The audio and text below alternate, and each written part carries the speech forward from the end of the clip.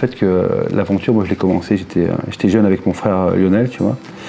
Et on avait quel âge, je sais pas, on avait dans les, j'en sais rien, 12, 13 ans, tu vois.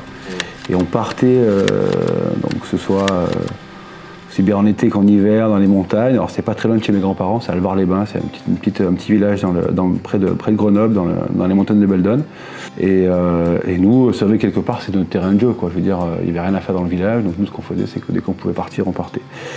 Et puis en fait, ça a commencé comme ça. Et en fait, on s'est rendu compte que finalement, l'aventure, tu te la crées à côté de chez toi, et c'est ça qui est extraordinaire.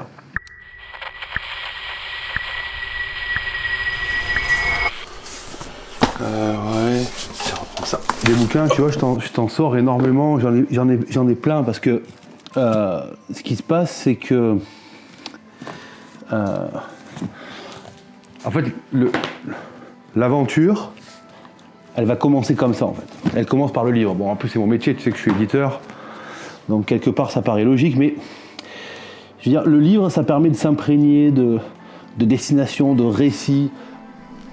C'est quoi cette photo, et en fait, tous ces bouquins-là, c'est cette source-là. Voilà, moi, je m'inspire de tout ça pour créer mon aventure. Et tu vois, on a même des choses qui sont plus sur la France, comme notamment la montagne Sainte-Victoire, que j'ai bien fréquentée, notamment en escalade.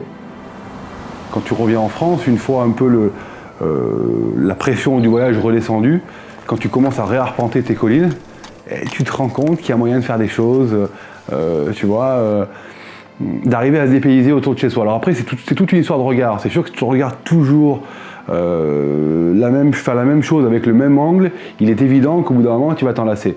Mais tu vois, en fonction des heures, si la météo est bonne, mauvaise, le matin, le soir ou même en pleine journée, en fonction de ton regard, là, du coup, tu vas t'émerveiller et c'est là que va commencer peut-être l'aventure près de chez soi. Et c'est intéressant parce que du coup, tu te rends compte qu'on peut faire énormément de choses on va dire, à côté de la maison, quoi.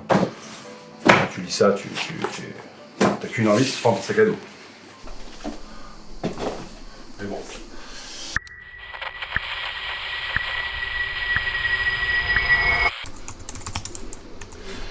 Alors l'idée, c'est de partir depuis Loubiers, là. Tu vois, ça c'est à 380 mètres d'altitude.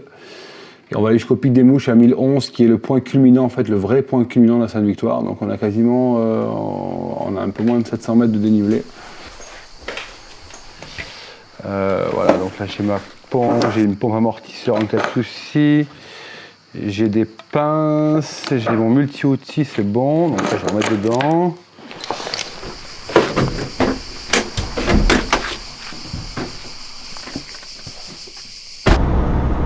Et moi ce que j'aime beaucoup, c'est les ambiances soit de début de journée, soit de fin de journée.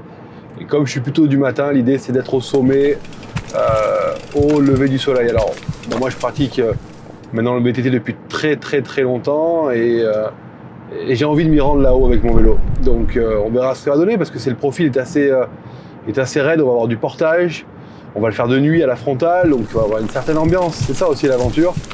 Et puis une fois qu'on aura fait ça, il va y avoir la descente et là c'est une autre paire de manches. Autant la première partie ça devrait bien le faire, ça va permettre de se chauffer, mais une fois qu'on bascule vers Sens-Sud, le sentier est très raide, hein. Il descend tout droit dans la pente, donc il y aura du rocher, du pierrier, donc bon voilà, on verra.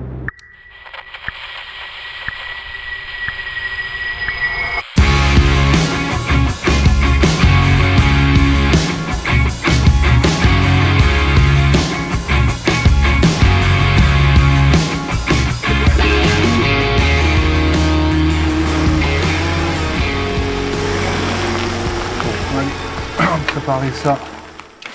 L'idée c'est que tout soit prêt dans le matin au réveil, comme on fait dans la nuit. Il vaut mieux tout faire maintenant plutôt que de perdre du temps dans le matin. Le but c'est quand même d'être au lever de soleil, au sommet.